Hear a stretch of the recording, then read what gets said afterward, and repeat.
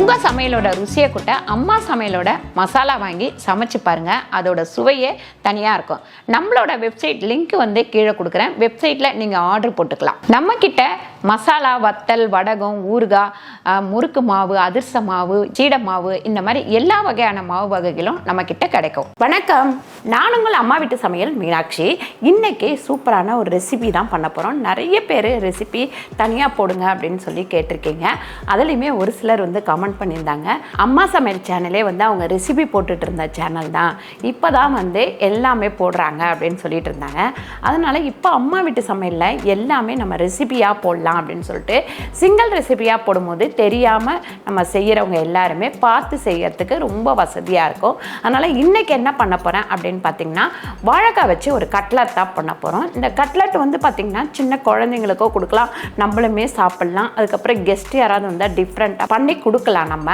அதனால் இன்றைக்கி வாழைக்காய் கட்லட் தான் பண்ண போகிறேன். இப்போ வாழைக்காவை நம்ம இந்த சைடும் அதுக்கப்புறம் இந்த பக்கமும் கட் பண்ணிடலாம். கட் பண்ணிவிட்டு ஒரு 3 பீஸாக நம்ம வாழைக்காவை கட் பண்ணிக்கலாம். கட் பண்ணிவிட்டு இப்போ வாழைக்காவை வேக வச்சிடணும். இப்போ வாழைக்காவை வேக வைக்கிறது கீழே நான் தண்ணி ஊற்றி வச்சுருக்கேன். இதில் வச்சு நம்ம வேக வச்சுக்கலாம். பாருங்கள், இந்த அளவுக்கு நல்லா வெந்ததுக்கப்புறம் இதை எடுத்துப்போம். ரொம்ப நேரம் வேக விடக்கூடாது, 10லேருந்து 15 நிமிஷம் வேக விட்டால் போதும். இப்போ இதை எடுத்து இங்கே ஆற வச்சிடலாம். பாருங்கள், இந்த வாழைக்காய் நல்லா வெந்ததுக்கப்புறம் பார்த்திங்கன்னா நம்ம இந்த தோலை உரித்து எடுத்துடணும். பாருங்கள், நம்ம வேக வச்சு இறக்கின உடனே நம்ம கொஞ்சம் சூடாக இருக்கும் போதே இந்த தோல் உரித்து எடுத்துக்கணும். ஏன்னு கேட்டிங்கன்னா அதுக்கப்புறம் இப்படி கருப்பு கருப்பாக ஒட்டிக்கும். அதனால் நான் உரித்து எடுத்துட்டேன். இப்படி இந்த சின்ன இதுவில் திருவி எடுத்துக்கலாம். நம்ம இதை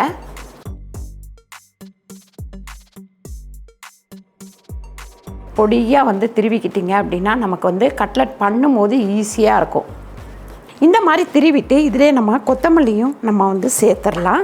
உப்பு ஒரு 1/4 டீஸ்பூன் சேர்த்துக்கலாம். அதுக்கப்புறம் மஞ்சள்தூள் ஒரு 1/4 டீஸ்பூன் சேர்த்துக்கலாம். எப்போவுமே வாழைக்காய் பண்ணாலே நம்ம கொஞ்சமாக பெருங்காயம் சேர்த்துக்கணும். பெருங்காயம் ஒரு 1/4 டீஸ்பூன் சேர்த்துருக்கோம். அதுக்கப்புறம் நம்ம மிளகுத்தூள் ஒரு 1/4 டீஸ்பூன். பச்சரிசி மாவு பார்த்திங்கன்னா 1 ஸ்பூன் அளவுக்கு சேர்த்துக்கலாம். இதை இப்போ லைட்டாக இந்த தண்ணி தொளிச்சிக்கலாம். தண்ணி தொளிச்சிட்டு நல்லா மிக்ஸ் பண்ணிப்போம்.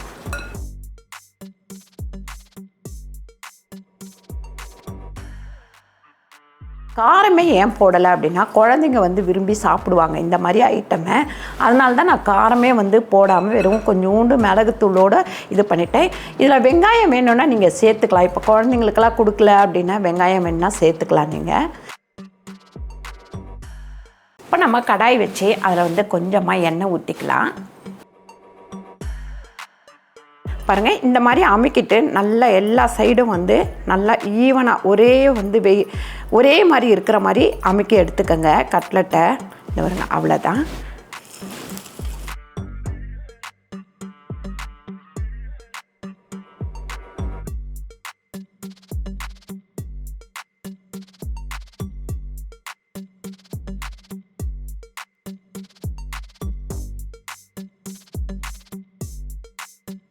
இந்த மாதிரி ஒரு ஸ்பூன் வச்சு இதை நல்லா திருப்பி விட்டுக்கோங்க.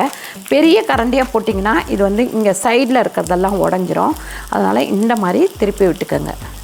இந்த கட்லட்டுக்கு பார்த்திங்கன்னா நமக்கு எண்ணெய் கூட அவ்வளோவா யூஸ் ஆகாது. சும்மா கொஞ்சமாக தடவிட்டு அப்படியே திருப்பி திருப்பி போட்டுக்கிட்டே வந்தோம் அப்படின்னாக்கா நல்ல மொறுன்னு சூப்பராக இருக்கும். கார்ன்ஃப்ளவர் மாவு நீங்கள் இதில் ஆட் பண்ணி செய்கிறதுனால செய்யலாம். நான் கொஞ்சமாக அரிசி மாவு எதுக்கு சேர்த்தேன் அப்படின்னு பார்த்திங்கன்னா, இது நமக்கு நல்லா மொறுன்னு கிடைக்கும். அதனால் அரிசி மாவு சேர்த்தேன்.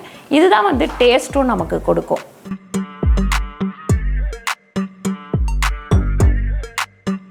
பாருங்கள், சூப்பரான சுவையான ஒரு கட்லட் ரெடி ஆயிடுச்சு. அதுவும் வாழைக்காய் வச்சு ஒரு கட்லட் பண்ணியிருக்கோம். இது பார்த்திங்கன்னா நம்ம வெங்காயம், பச்சை மிளகாய் இதெல்லாம் போட்டு வடை மாதிரியுமே நம்ம செய்யலாம். வடை மாதிரி செய்யும் போது நம்ம கடலை மாவு அதில் சேர்த்துக்கணும்.